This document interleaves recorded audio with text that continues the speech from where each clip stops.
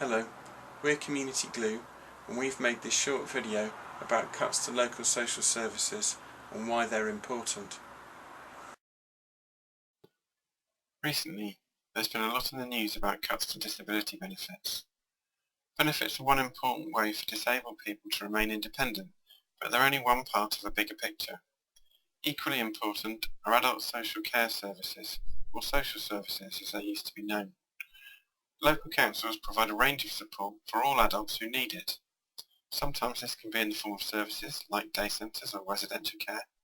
Sometimes councils can make payments to people so they can purchase their own care. But over the last 5 years, this type of support has been radically reduced.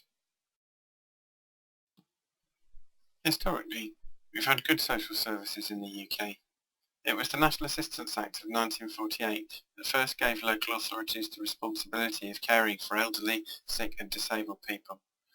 Thanks to the NHS, people are now living longer than ever before, so most people will need care and support at some point. As the economy's grown, we've been able to meet the cost of this care. However, following the economic crisis of 2008, spending on social care has started to fall away. We spend about £17 billion a year on social care for adults. To put that figure in context, that's about 15% of what we spend on the NHS, and around 2% of public expenditure overall. Over the past 2 years, the economy's grown, and GDP is now back to pre-2008 levels. However, in order to reduce the level of government borrowing, public spending is still being cut. Because the government is protecting spending in some areas, like the NHS and schools, cuts in other areas have to be greater.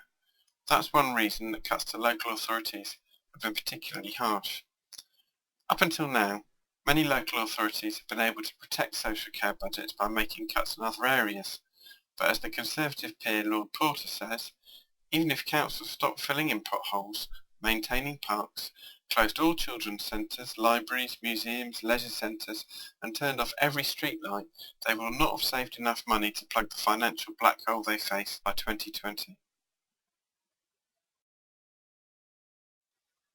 There are two different ways of measuring spending, the amount in pounds sterling and what can be bought for that amount of money. Because costs over the last 6 years have continued to increase, the amount of care that can be bought for the same amount of money has fallen by about a third. This is another reason for the black hole in local authority budgets that Lord Porter was talking about. In last year's Comprehensive Spending Review, the government announced further cuts to local authority grants. This means that further large cuts in adult social care will happen every year for the next 5 years. It seems fairly obvious that cuts have led to a fall in the numbers of people who are assessed as needing social care, although in theory there are supposed to be protections against this.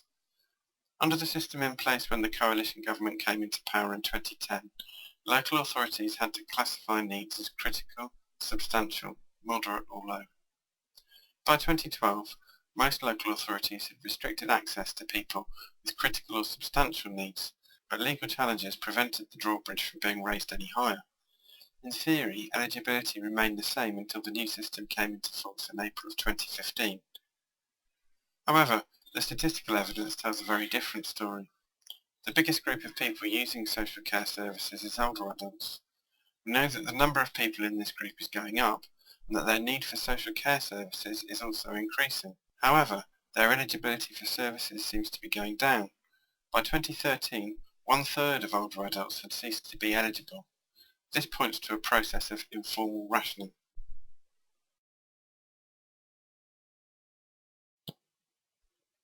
You can see the same sort of rationing of services for people in other groups, with a rapid fall in eligibility from around 2009-10. As the National Audit Office says, need is rising while spending is falling.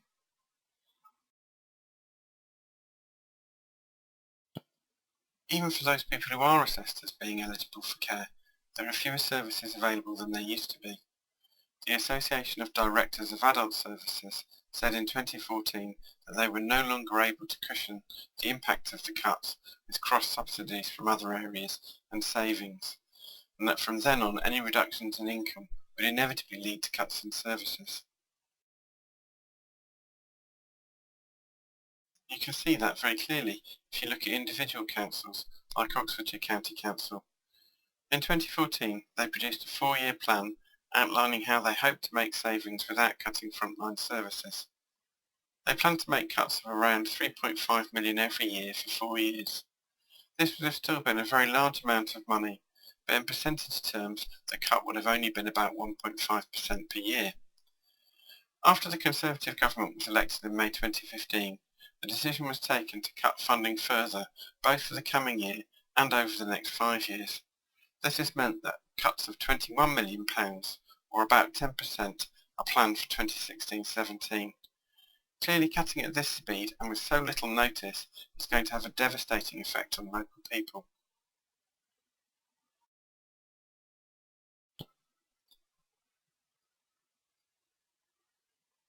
So, what does this huge list of cuts mean? The biggest savings both relate to people who would have got a service not getting a service, and people who would have got money as personal budgets getting smaller amounts of money. For a lot of older and disabled people, this means being stuck at home with no social life and nothing to do all day. For a lot of people now, care means getting the support necessary to stay alive and no more. Or at least that's what we thought until the provisional mortality figures for 2015-16 were released in February.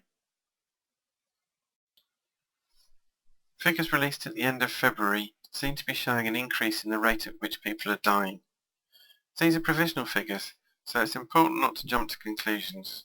Some people think that when the final figures are released, the numbers will be much smaller. Other people, though, think that the impact of 6 years of cuts is finally starting to show in the mortality rate.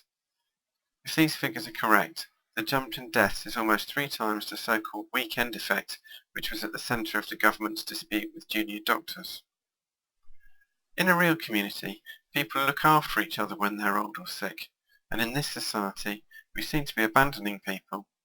This is having a terrible effect, not just on those who are affected directly, but on those who work in care services that are no longer able to meet people's needs. That's why, together with hundreds of other grassroots organisations, we're calling for the cuts to stop.